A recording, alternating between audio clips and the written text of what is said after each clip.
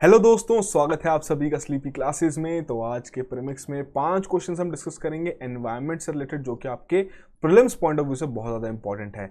अगर आप UPSC trend देखें तो पिछले कुछ सालों में काफ़ी गुड नंबर ऑफ क्वेश्चंस आपके एनवायरनमेंट से रिलेटेड पूछे गए हैं। सिंस आपका इंडियन फॉरेस्ट सर्विसेज का एग्जाम भी सिविल सर्विसेज के साथ ही होता है प्रीलिम्स का, तो कहीं ना कहीं आप एक्सपेक्ट कर सकते हैं कि नंबर ऑफ क्वेश्चंस बढ़ सकते हैं। तो इंपॉर्टेंट है, डिसाइडिंग फैक्टर का ये रोल प्ले कर सकता है कि आप कट ऑफ के इस पार हैं इस पार। देखते हैं किस लेवल की आपकी प्रिपरेशन है आने वाले प्रीलिम्स एग्जामिनेशन के लिए। शुरुआत करते हैं पहले क्वेश्चन के साथ, जहां पर कह रहे हैं कि इंडिया ने रिसेंटली होस्ट किया 2 दिन का एक summit on green hydrogen initiative, जिसमें आपके ब्रिक्स नेशन भी इन्वॉल्व थे। तो उसी से रिलेटेड आपको 2 स्टेटमेंट्स दी गई हैं। पूछा जा रहा है इनमें से कौन कौन सी करेक्ट हैं, और उसी के लिए आपको 4 कोड्स यहां पर प्रोवाइड किए गए हैं। पहली स्टेटमेंट देखते हैं, कह रहे हैं हाइड्रोजन जो कि आपकी प्रोड्यूस होती है नेचुरल गैस से, उसे हम ग्रीन हाइड्रोजन कहते हैं। सेकंड कह रहे हैं जो आपका ग्रीन हाइड्रोजन है उसे इजीली रिप्लेस कर सकती है वो जो आपकी इंडस्ट्रियल हाइड्रोजन है, जो कि आपके फॉसिल से बनाई जाती है हर साल।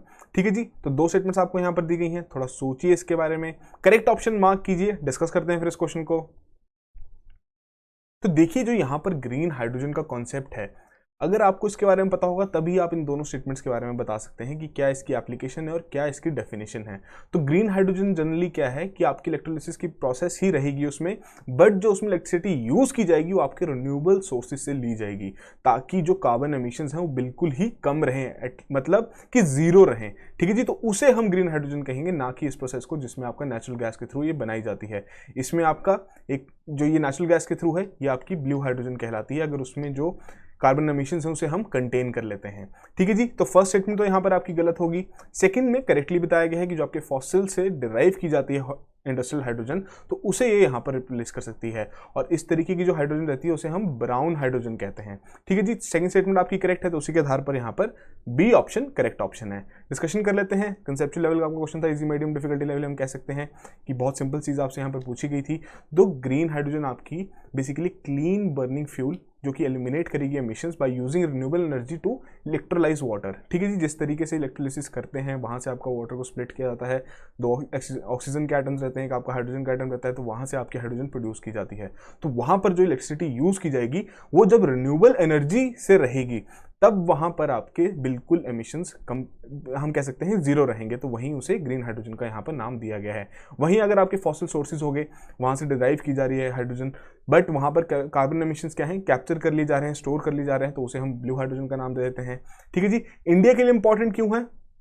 ताकि जो हमारे नेशनली डिटर्मिन्ड कॉन्ट्रीब्यूशंस हैं उसको पूरा करना है, तो ग्रीन हाइड्रोजन बहुत ज़्यादा इंपॉर्टेंट रहेगी।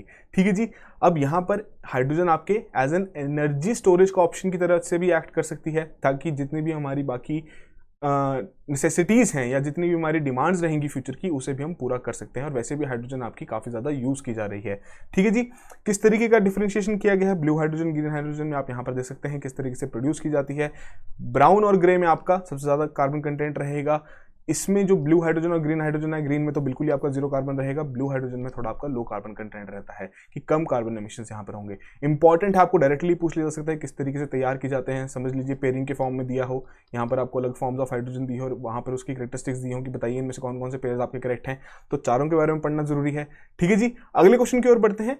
सेकंड क्वेश्चन, यहां पर बात हो रही है जीरो वेस्ट इंटरनेशनल अलायंस। आपसे पूछा रहा है कौन सी स्टेटमेंट करेक्टली डिफाइन कर रही है जीरो वेस्ट इंटरनेशनल अलायंस को। पहली स्टेटमेंट कह रहे हैं कि इंटरनेशनल ऑर्गेनाइजेशन जो कि प्रमोट कर रही है alternatives to landfill and incineration.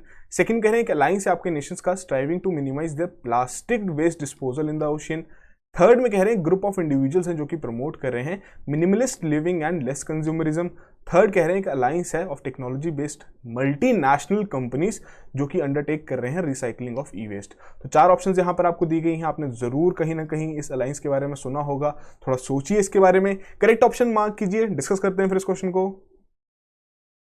तो एक तरीके का straight forward fact based question आपसे यहाँ पर पूछा गया एक अलायंस से रिलेटेड। तो यहाँ पर आपकी करेक्ट ऑप्शन है कि ये जो इंटरनेशनल ऑर्गेनाइजेशन है काम करेगी कि जो लैंडफिल किया जाता है, वेस्ट डिस्पोजल सिस्टम का जो एक लैंडफिल एक ऑप्शन है, और जो इंसिनरेशन है कि जला देना उसे, तो उसके चलते क्या ऑल्टरनेटिव्स हो सकते हैं, तो उसकी प्रमोशन पर ये काम करेगी।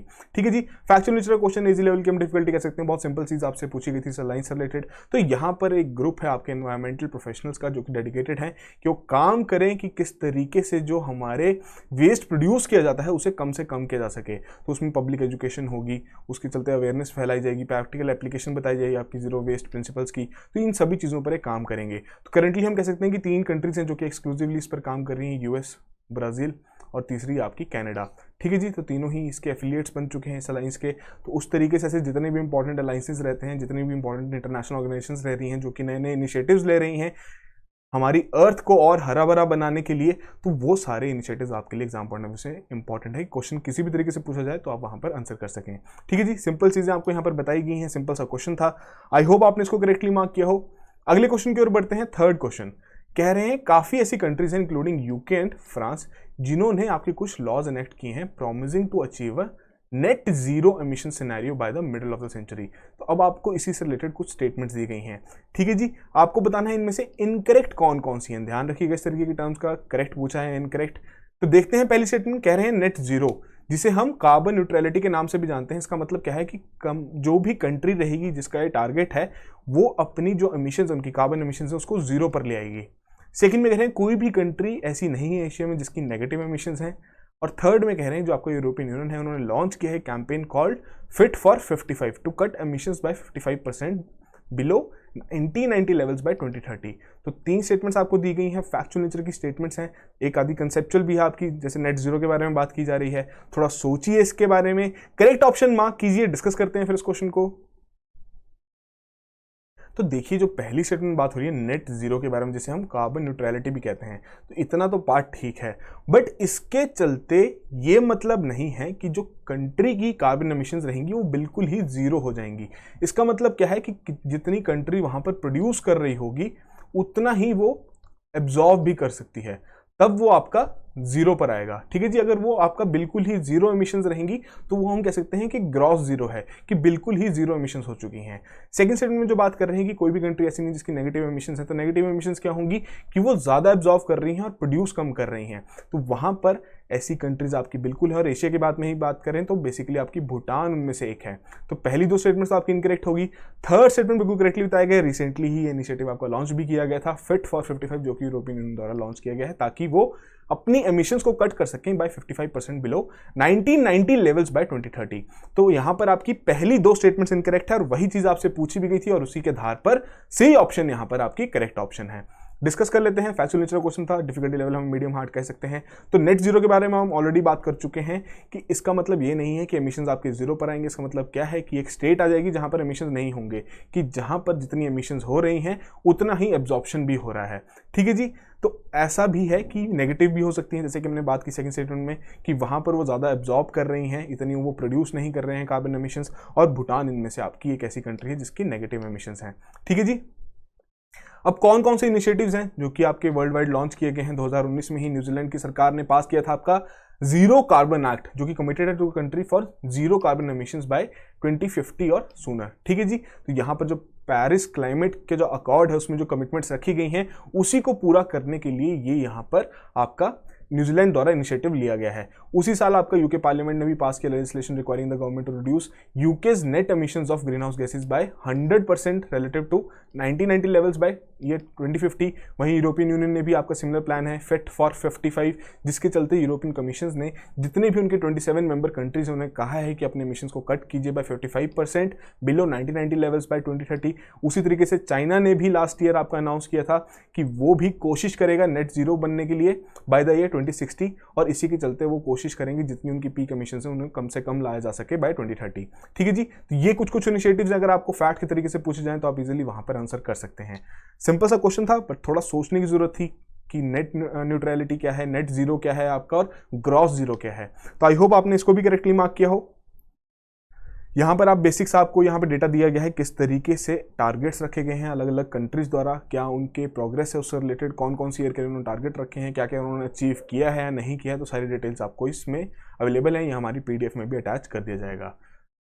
फोर्थ क्वेश्चन देखते हैं। बात की जा रही है हाइड्रोक्लोरोफ्लोरोकार्बन्स के बारे में। 2 स्टेटमेंट्स दी गई हैं, पूछा जा रहा है इनमें से कौन कौन सी करेक्ट है, और उसी के चलते 4 कोड्स आपको यहाँ पर दिए गए हैं। पहले में कह रहे हैं कि इंडिया ने सक्सेसफुली अचीव किया है complete phase out of hydrochlorofluorocarbon HCFC 141b। Second में कह रहे हैं इसी के बारे में HCFC 141B के बारे में कि केमिकल है जो कि यूज किया जाता है फोम मैन्युफैक्चरिंग एंटरप्राइजेस द्वारा। दो स्टेटमेंट्स दी गई हैं, करंट अफेयर रिलेटेड क्वेश्चन है एक तरीके का, थोड़ा सोचिए इसके बारे में, करेक्ट ऑप्शन मार्क कीजिए, डिस्कस करते हैं फिर इस क्वेश्चन को। तो देखिए यहाँ पर करेक्ट स्टेटमेंट पूछी गई थी, तो पहले में जो बताया गया है कि करेक्टली बताया गया है कि यहाँ पर इंडिया ने सक्सेसफुली अचीव कर दिया है आपके HCFC 141B का कंप्लीट फेज आउट, और सेकंड में भी करेक्टली बताया गया है कि आपका जो केमिकल है ये यूज किया जाता है फोम मैन्युफैक्चरिंग एंटरप्राइजेस द्वारा। दोनों स्टेटमेंट्स यहाँ पर आपकी करेक्ट है, तो उसी के आधार पर सी ऑप्शन करेक्ट ऑप्शन है। फैक्चुअल नेचर का क्वेश्चन था, डिफिकल्टी लेवल मीडियम कह सकते हैं कि आपको एक्जैक्टली इन चीज़ों के बारे में पता है, तभी आप बता पाएंगे कि पहली बात तो HCFC 141B है क्या चीज़, कि किस तरीके से यूज़ किया जाता है, क्या इसके इम्प्लीकेशंस हैं। तो यहाँ पर जो ये HCFC 141B है तो ये कंट्री में हमारे प्रोड्यूस नहीं करता, तो जितनी भी हमारी डोमेस्टिक रिक्वायरमेंट्स रहती थी वो इंपोर्ट्स के द्वारा ही पूरी की जाती थी यहाँ पर, बट वहाँ पर नोटिफिकेशन लगा दी गई सरकार द्वारा, जिसके चलते इसका जो इम्पोर्ट है वो कंप्लीटली प्रोहिबिट कर दिया गया, जिसके चलते अब ये जो आपका ओजोन डिप्लीटिंग केमिकल है ये बिल्कुल ही फेज आउट कर दिया जा चुका है। ठीक है जी। साइमल्टेनियसली जो आपका यूज था इसका फोम मैन्युफैक्चरिंग इंडस्ट्री में, तो उसे भी क्लोज कर दिया गया है as on 1 January 2020 under the ozone depleting substances regulation and control amendment rules of 2014। ठीक है जी। अब यहाँ पर दो एनवायरमेंटल बेनिफिट्स हैं, क्या क्या हैं कि जो हमारी स्ट्रेटोस्फेरिक ओजोन लेयर है उसकी हीलिंग में असिस्ट करेगा, साथ के साथ जो हमारे क्लाइमेट चेंज से रिलेटेड जितनी भी कमिटमेंट्स हैं उस पर भी ये काम करने में हेल्प करेगा। ठीक है जी। और इससे रिलेटेड क्या रेलेवेंट इन्फॉर्मेशन है कि nearly 50% of the consumption of ozone depleting chemicals in the country वो बेसिकली आपके इसी पर्टिकुलर सब्सटेंस से रिलेटेड थी जो कि फोम सेक्टर को बिलोंग करता है। ठीक है जी। तो इस यहाँ पर मिनिस्ट्री ने, हमारी एनवायरमेंटल मिनिस्ट्री ने एक अडॉप्ट की है स्ट्रक्चर्ड अप्रोच, जिसके चलते जितनी भी फोम मैन्युफैक्चरिंग एंटरप्राइजेस हैं उन्हें यहाँ पर technical as well as financial assistance provide की जाएगी कि जिस तरीके से जो ये सब्सटेंस पहले यूज़ करे थे HCFC 141B, इससे अब वो शिफ्ट करें बाकी सब्सटेंसेस पे जिसके इस तरीके के हम कहते हैं एनवायरमेंटल कॉम्प्लिकेशंस नहीं है या उसके इस तरीके के कॉन्सिक्वेंसेज नहीं है। ठीक है जी। तो ये आपकी बेसिक इन्फॉर्मेशन है इस पर्टिकुलर क्वेश्चन से रिलेटेड। तो काफ़ी सिंपल सा क्वेश्चन था। करंट अफेयर्स अगर आपने पढ़े हो और UPSC आपके 1 से 2 साल के करंट अफेयर्स से रिलेटेड क्वेश्चन ईजिली पूछ लेता है, तो 2 साल के तो मिनिमम करंट अफेयर्स आपको तैयार करके जाने ही हैं। अगले क्वेश्चन की ओर बढ़ते हैं, आज का फाइनल क्वेश्चन। तो यहां पर आपको कुछ स्टेटमेंट्स दी गई हैं, पूछा जा रहा है इनमें से कौन कौन सी करेक्ट हैं, और सिंपली उसी तरीके से आपको 4 कोड्स यहां पर प्रोवाइड किए गए हैं।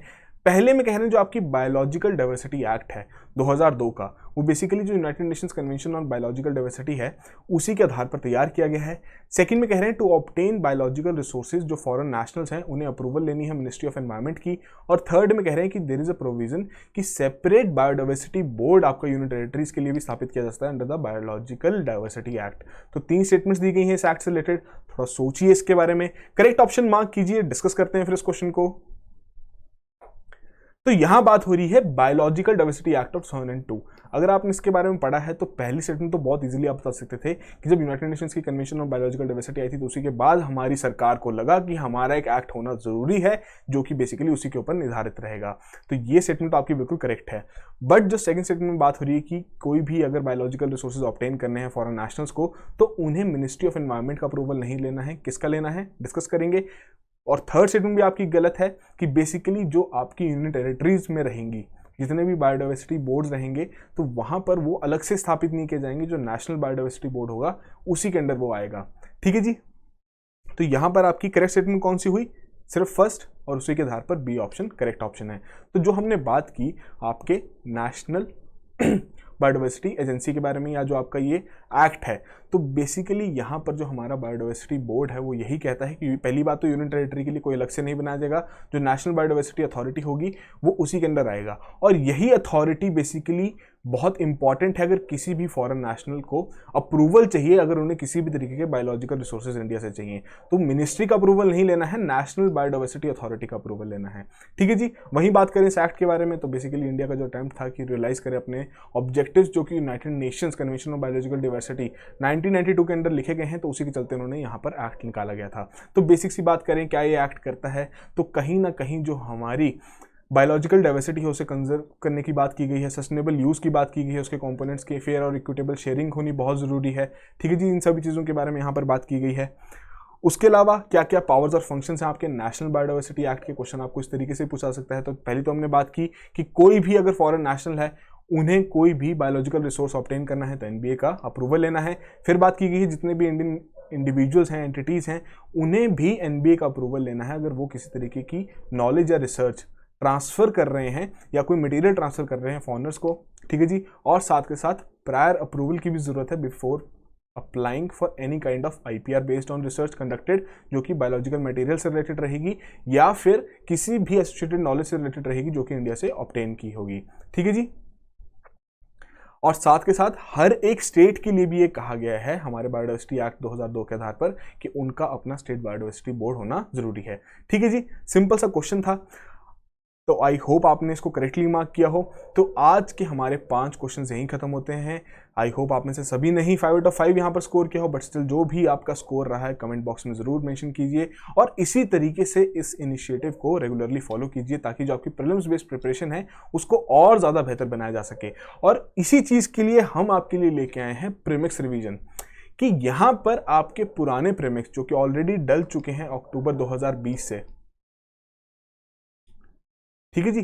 तो यहाँ से आपका इनिशिएटिव शुरू हुआ था प्रीमिक्स 2021 का, तो ऑलरेडी जितने भी आपके प्रीमिक्स डल चुके हैं उनसे आपको स्पेसिफाइड सिलेबस दिया जाएगा कि ये प्रीमिक्स हैं जो कि आपको पढ़ने हैं, ठीक है जी। और 3 क्वेश्चन उन प्रीमिक्स से पूछे जाएंगे डेली बेसिस पर। अब जिसने भी आपके इन रिवीजन क्वेश्चंस का करेक्ट आंसर दे दिया कि आपने वहां जाके रिवाइज किए और उसके बाद आपसे क्वेश्चन दोबारा पूछा गया और यहाँ पर आपने करेक्ट आंसर दे दिया, तो उन्हें मिलेगा अमेजॉन गिफ्ट कार्ड जिसकी कीमत रहेगी 500 रुपए की, ठीक है जी। तो यहाँ पर आपको क्या करना होगा, जब भी आप लेक्चर देख रहे हैं, जब ये प्रीमियर हो रहा है, तो उस दौरान उन 3 आंसर्स का करेक्ट आंसर देना होगा, साथ साथ अपनी ईमेल आईडी भी वहां पर मेंशन करनी होगी जब भी आप इसके बारे में कमेंट करेंगे। किस तरीके से आप देख पाएंगे, तो ये हमारा पोर्टल है जहां पर प्रीमिक्स आपके सारे अवेलेबल हैं, ठीक है जी। सब्जेक्ट वाइज मेंशन किए गए हैं, आपको पहले बता दिया जाएगा कि कौन से डे आपको पढ़ने हैं और इसमें आप फ्री ऑफ कॉस्ट यहाँ पर एनरोल कर सकते हैं। सारे प्रीमिक्स आपको अवेलेबल हैं डे वाइज के हिसाब से और उस तरीके से आपको सिलेबस भी दिया जाएगा। सपोज आपको 4 दिन का प्रीमिक्स बोल दिए गए हैं कि ये 4 दिन है जिनका प्रीमिक्स आपको यहाँ पर प्रिपेयर करना है, उसी के बेसिस पर आपसे उन प्रीमिक्स से ही कोई 3 क्वेश्चन पूछ लिए जाएंगे और जो इसमें करेक्ट आंसर देगा उसी को ये वाउचर यहाँ पर दिया जाएगा, ठीक है जी। काफ़ी इंटरेस्टिंग इनिशिएटिव है ताकि आपकी रिविजन भी होते रहे और एक तरीके से इंसेंटिव बेस्ड रिविजन है, ठीक है जी। और एक खास बात, बैच 5 हमारा लॉन्च हो चुका है, प्रीलिम्स कम्स मेंस, जो कि आपका पीसीएम बैच है जीएस कंपोनेंट के लिए। फिर आपका इंडिविजुअल जीएस सब्जेक्ट कोर्सेज भी लॉन्च किए गए हैं पहली बार। फिर आपका ऑप्शनल के लिए पीएसआर और सोशियोलॉजी के बैचेज हैं। एसए कंपोनेंट है आपका जो कि मेंस आंसर राइटिंग के लिए बहुत ज़्यादा इंपॉर्टेंट है। और यहाँ पर कुछ कुछ कॉम्पोज भी अवेलेबल हैं जो कि आप चेक कर सकते हैं हमारी वेबसाइट पर जाकर। आपकी कोई भी क्वेरीज हो आप हमें कॉल कीजिए, हम पूरी कोशिश करेंगे आपके हर एक क्वेरी को यहाँ पर रिजॉल्व करने की। तो ये जो इनिशिएटिव है आपका रिविजन का, ये मंडे से शुरू कर दिया जाएगा और इसका सिलेबस आपको कल के लेक्चर में दिया जाएगा, मतलब कि सैटरडे वाले लेक्चर में दे दिया जाएगा। So that will be all the very best, have a good night.